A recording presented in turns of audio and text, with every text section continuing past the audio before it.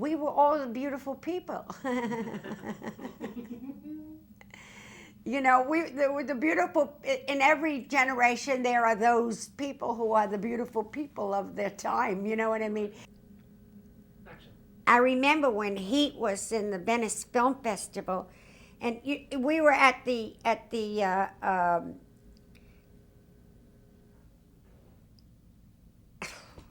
I remember that what's her name from Lou Reed's group, you know, the Velvet Underground, Nico. Oh, Nico. Nico had a movie in the festival about a falcon, and she had a falcon on a dress on her wrist. And Andy was completely intrigued by this whole thing about the falcon and falconry, and she had nowhere to stay. It was very difficult to get rooms at the, at the main hotel there on the Lido. And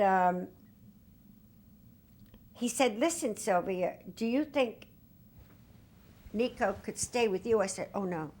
I said, I have a lover, and he's a married man, and it couldn't, that's actually why it's impossible. I can't do that. Of course, who wanted to have that Balkan in the room with me? You know what I mean? It looked fierce. Well, what happened was one night. And so Andy insisted on taking me home every night to the hotel room because he wanted to mosey around and find out who it was I was having this so-called affair with. Because it wasn't that he didn't believe me, he wanted to see who it was.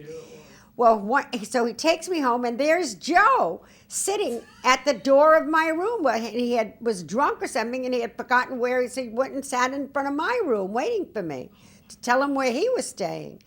So Andy said, "Uh-huh. Okay," and then he left. And I had to get Joe up and back to his room. And of course, it wasn't true at all. I wasn't having an affair with him at all. And not that there was anything wrong with Joe. I don't mean that. But, I had only made up the story.